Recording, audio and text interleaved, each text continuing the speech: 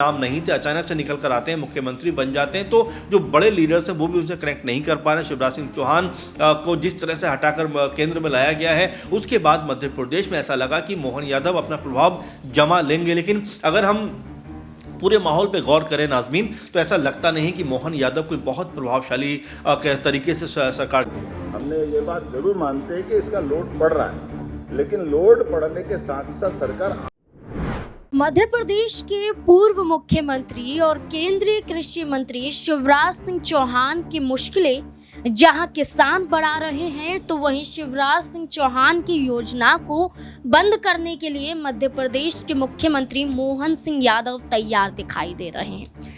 मोहन सिंह यादव जहां शिवराज सिंह चौहान की योजनाओं को लेकर एक बड़ा आरोप लगाते हैं और कहीं ना कहीं मध्य प्रदेश में जिन महिलाओं के बलबूते पर बीजेपी लगातार सत्ता में आई है, उसी बीजेपी में रहते हुए मोहन सिंह यादव महिलाओं को फायदा पहुंचाने के लिए तत्पर नहीं दिखाई देते हैं। आरोप पर आरोप यहां पर मोहन सिंह यादव पर लगते हैं। आरोप कांग्रेस पार्टी के प्रदेश अध्यक्ष जीतू पटवारी भी लगाते हैं। आरोप खुद यहां पर शिवराज सिंह चौहान भी लगाते हुए नजर आते हैं और खुद महिलाएं ये भी कहती हैं कि उनके खाते में जो वादा किया गया था, तयशुदा राशि जो की गई थी, वो उनके खाते तक नहीं पहुंचाई जा रही है, उन खातों में नहीं डाली जा रही हैं। देखिए, मध्य प्रदेश में शिवराज सिंह चौहान की एक योजना है, लाडली बहना योजना। ना सिर्फ एक योजना है, बल्कि शिवराज सिंह चौहान ने कई योजनाओं को चलाया था। लाडली लक्ष्मी योजना, दुर्गा योजना, देखा जाए तो ऐसी योजनाएं जो नवजात बच्चियों के लिए भी उनके भविष्य को देखते हुए शुरू की गई थी। ऐसी योजनाएं जिन बच्चियों की पढ़ाई में पैसे को लेकर रुकावट आ रही थी, इसमें शिवराज सिंह चौहान के जरिए मदद की जा रही थी। ऐसी योजना जिन बच्चियों के विवाह में रुकावट आ रही थी, तो वहां पर योगदान देने के लिए राशि तय की गई। यहाँ पर अब लाडली बहना योजना एक ऐसी योजना, ये योजना के तहत ना सिर्फ बच्चियों को फ़ायदा होता है, ना सिर्फ विवाहित यहाँ पर लड़कियों को फ़ायदा होता है, बल्कि शादीशुदा महिलाओं को फ़ायदा होता है।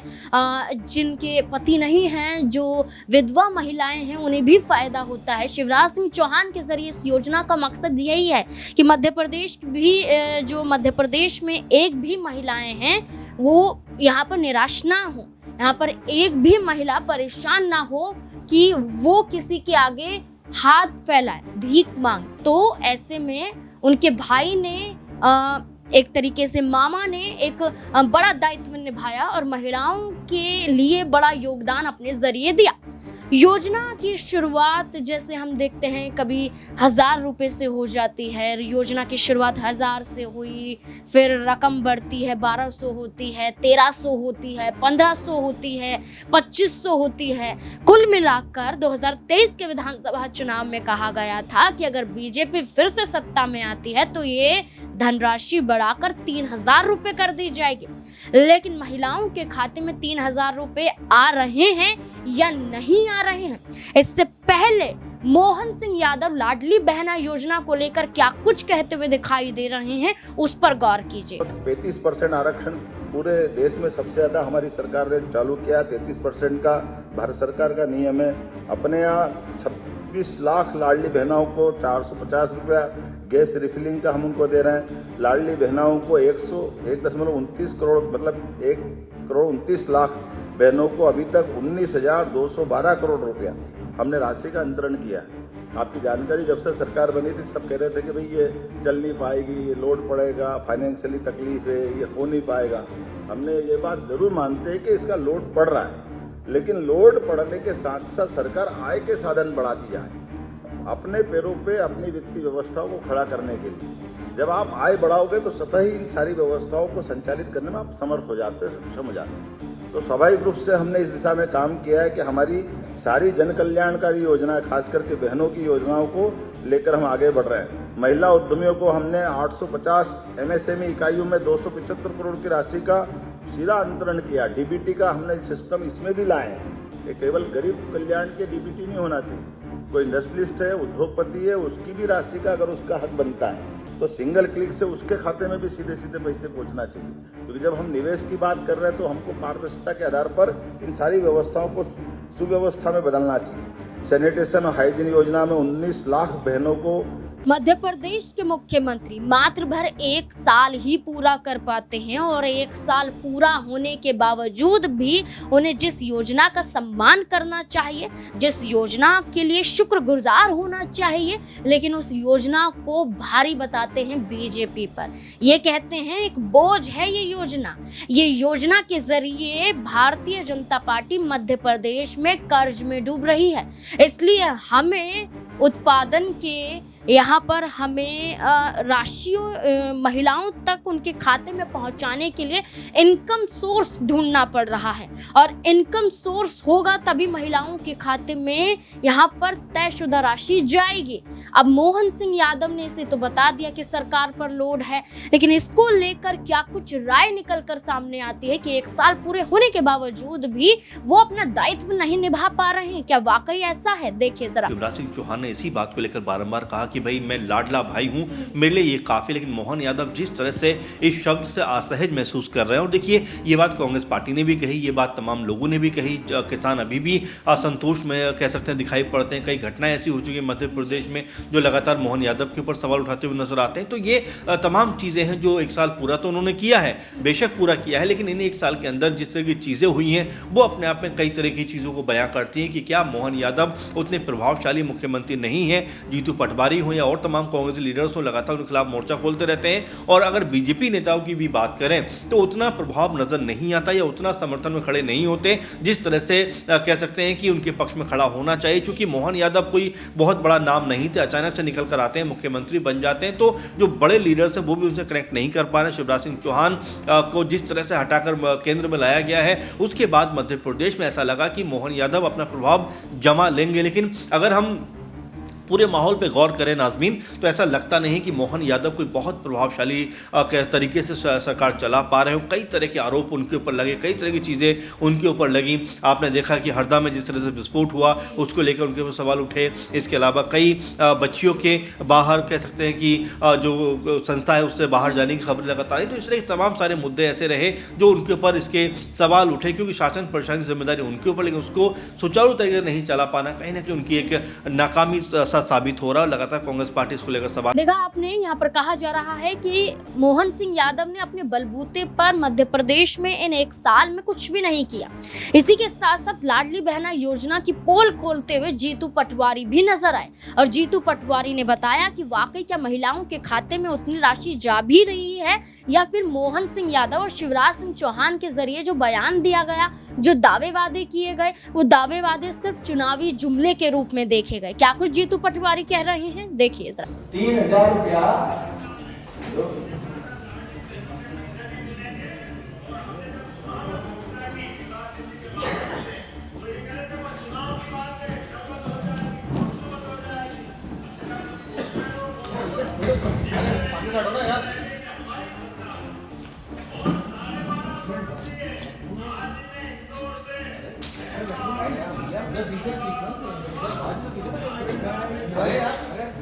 कैमरों के सामने 3000 से 5000 बढ़ते जाएंगे। विषय ये दूसरा शिवराज जी का इसके आगे का प्लान शुरू तो 1000 रुपया से हुई है, लेकिन केवल 1000 नहीं दूंगा। अभी तो शुरू किया है मैंने, अभी तो ये आगे भाई के मन में और बात है तो सुनो मेरी सब। उसके बाद जैसे पैसे का इंतजाम हुआ तो 1250 रुपया कर दूंगा। जैसे पैसे का इंतजाम हुआ बढ़ा के कर दूंगा 1500 रुपया महीना। जो सरकारी बजाओ और पूरे प्रदेश की बहनों मेरी बात सुनते जाओ। भैया काम की बात बोल रहा है, 1500 तक भी नहीं रोकूंगा। और आने वाले समय जैसे जैसे आने वाले साल में पैसे का इंतजाम हो जाएगा, 1700 रुपया करूंगा। और उसके बाद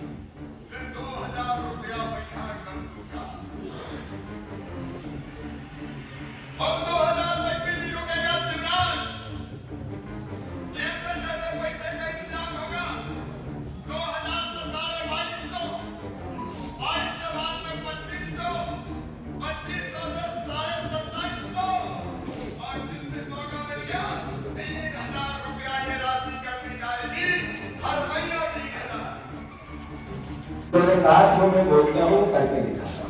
सुन रही हो कि बहनों ने सुन लिया, वो ढपा दे दिए।